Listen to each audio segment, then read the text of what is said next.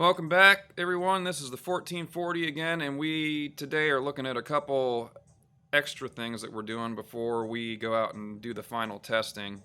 Um, as I said before, final testing is going to include having serviced basically most of the machine, with the exception of doing any internal work to the engine, which it probably needs and will probably have to do. But we're going to give it a good go, getting all this other stuff done first. The engine's the fun part anyway, so just leave the fun part for last, right? So, what do we do here? So, I had a video shot of this from the bottom up and it was just awful, so I shot this again. There's rock shafts in here that never get lubricated. So, there's one right there, and you can see I lubricated that one. And you can see how kind of rusty the oil is coming out of it because it just barely ever moved. So that is the brake rock shaft on that side. Lubricated the lift pin right here. There is one lubrication fitting for the lift. Kind of cool design they did on the Cyclops. You've got a fitting right there. So that lubricates this side of the rock shaft, but it doesn't do anything for the opposite side. So I lubricated that one too. Now everything moves nice and smooth. I think this unit has definitely been sitting outside, because the other thing we did was we replaced the brake return spring, which is way down in there. Let's see if I can get the light in there to show you. It's that spring right there. And that is a nightmare to get in, let me tell you. It sucks. That little spring right there is a real pain to get in if it's not in there. And I think the reason I think that this unit was so rusty, or the reason that I think the spring broke, is because the unit was so rusty. I think it sat outside a bunch. So the spring was just not there, and so anytime I would move the pedal from its braked position, it would just sit there. I have to pull it up by hand to get it up over the over the fulcrum and come sit back where it should be. So I got that spring in there. As you could see, I didn't get it. Unfortunately, I didn't get it on the right side of the washer. It's like it's positioned on the wrong side of the washer. It should be, yeah. So it really should be. Get this out of the way. Instead of being here, it should be there. But it was such a nightmare to get in there. I'm going to leave it. There's a cotter pin there. Maybe it'll hold it. Maybe it won't. I don't know. But the other side of that spring is way back in there. It goes down and connects to a bolt on the frame. You can't even see it. I don't even think it's that one. I think it's one of the ones further back that way. Anyway, got that one in there. Lubricated some stuff while we were in there.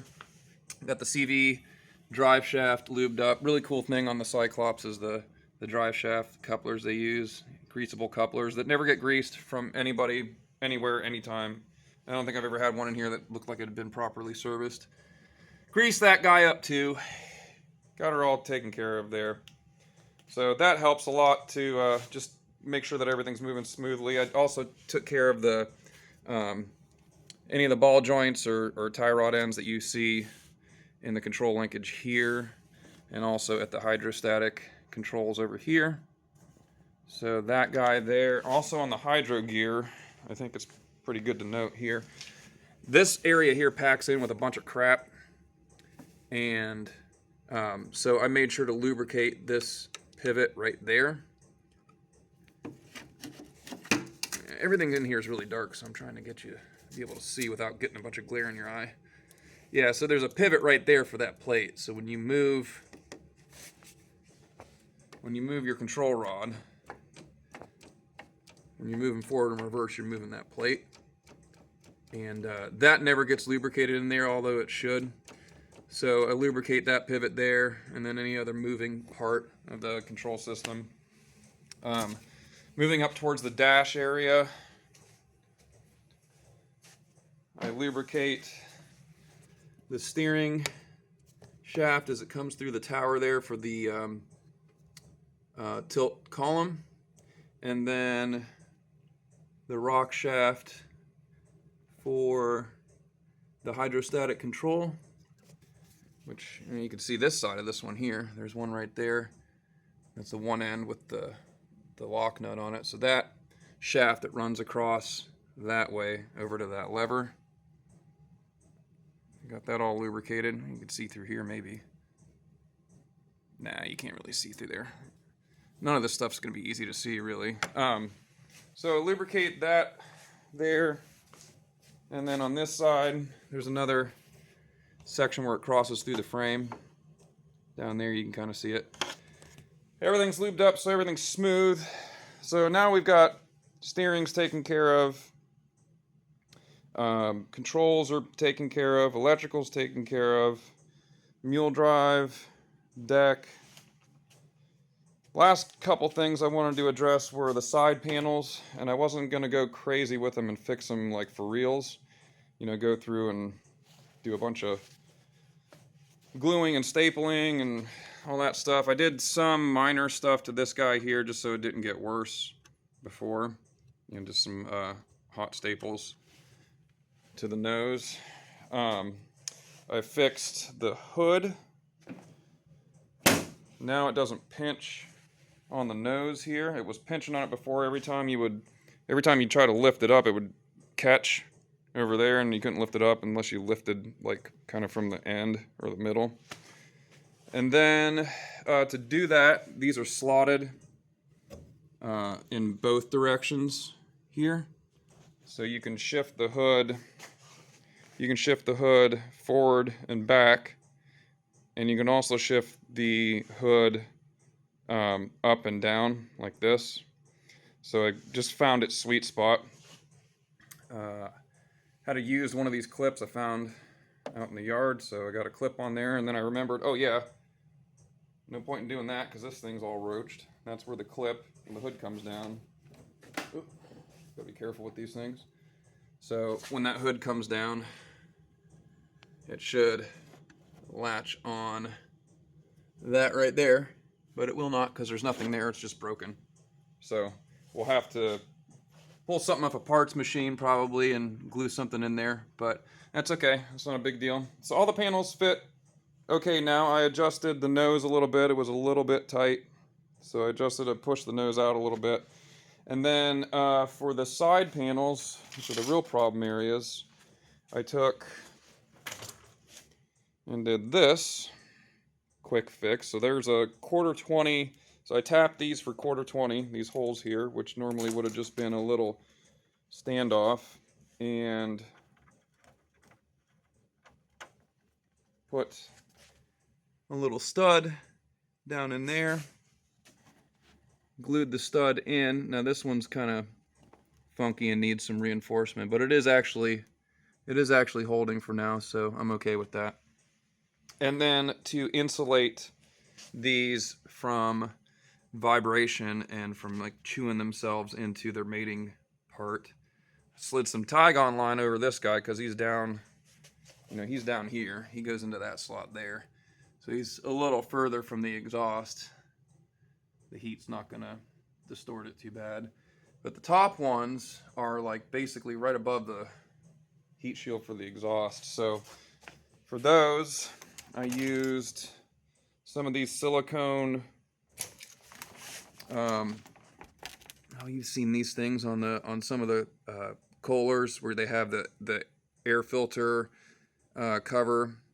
They want to seal the inside of the air filter cover from the hole that runs through them, where your screw comes down. So I had a couple of those laying around, cut those out, and made some custom little spacer guys. It worked out pretty well. And then a little nut, little wing nut. These little stainless wing nuts are awesome, and they got the flange on them. They're really cool. So glued everything in place, and that's what it ends up looking like. So it's actually pretty good. Got a little bit of wiggle, but that's okay. It's not perfect, but if you want a little more squish, you want this thing to distort a little more and push into the bore of this guy, you can just tighten that up a little bit. But that seems to work well for now. At least they're not flopping around. They're not, getting worse than they already are. Yeah, and it's a side panel Cyclops, so it's going to need more work than that, of course, but, you know, all right. All right. I even got a little ambitious and took some Scotch-Brite to the hood. Like somebody... This thing must have been sitting... I know, look at the shape of that. Isn't that funny? Some kind of chemical burn on this plastic in the shape of a phallus. That's nice. That's classy. It's about right, I guess. There's another one of those there. I think it's probably this thing maybe had been sitting under a deck or something like that and had some paint thinner or something get on it. Kind of hard to say, but just to see what the plastic would come out like, I tried to clean it up with some Scotch-Brite. Still looks like crap. Doesn't look good. Doesn't look good, but hey, it's going to be a runner, so we'll see. Last thing, seat. So I have struggled being tall and lanky and trying to fit ergonomically on these machines. You know, MTD did make some significant improvements when it came to making the garden tractor line a little bit more user-friendly in the ergonomics department, like making them comfortable to use, not just capable. So Cubs, in my opinion, super, super simple to work on. The best thing about them is that they're robust and very easy to work on. If you compare this to a John Deere, hands down, this thing is so much easier to work on just because of the way everything's laid out. They're also very stout, so it's not like they're just easy to work on and simple. They're also quite robust. So they've got those things going for them. Awesome. The Cyclops Cubs, you know, they put a tilt steering wheel on here and they changed some of the operators, controls and stuff like that. And they got it better. They definitely got it better. Like if you compare the previous series ergonomics to this, I'd say they definitely got it better significantly even. Their turning radius is better, the steering wheel tilts, you know, your operator control station's a little more laid out in a way that makes them, you know, somewhat enjoyable to drive, but not 100%. And I'm tall and lanky, and I've never really fit on anything good ever. I think the only thing I can sit on in my life that is actually comfortable is our 03 town car. I mean, and then that's just a freaking boat. That thing is just a couch on wheels. So in the interest of trying to make this an enjoyable machine to use, I bought a new seat. And I was kind of reluctant to try it because it was kind of janky. Like the mechanism, the slide mechanism under it was kind of janky and stuff. But this thing is awesome. It makes a huge difference in the comfort of this machine. So there was a couple things that I did, not just the seat. I think I covered them before, but I'm going to cover it again just to be thorough about it. So the seat has been replaced. I had to drill holes for that. So you can see this thing's just a Swiss cheese plate now. I've tried a couple different seats on it. So I took the seat rails off of that seat, so there's no slider, so I brought the seat down as low as it could go, and it just barely fits on there. But it does fit. Got my position right there. I put some springs on it from a 2000 series Cub that are quite a bit taller. They're about, I don't know, a couple springs, a couple coils taller. And in addition to doing that, so that gives us a little bit more suspension, right? And then here, I drilled a third hole all the way up at the top, as close to the top as I could get it, to try to change the seat angle to make it more like that and less like that. So with those three things combined, this machine is probably the most comfortable Cub I've ever driven. I think if the thing was power steering, it'd be perfect. The Supers are actually a little less comfortable because they have too much space in between the seat and the dash where they lengthen the frame. I'm not too crazy on that. So I still have to try this on a Super and see if I can get the seating position right in relationship to the steering wheel and the control lever. But for a garden tractor version, not the Super garden tractor version, this is sweet.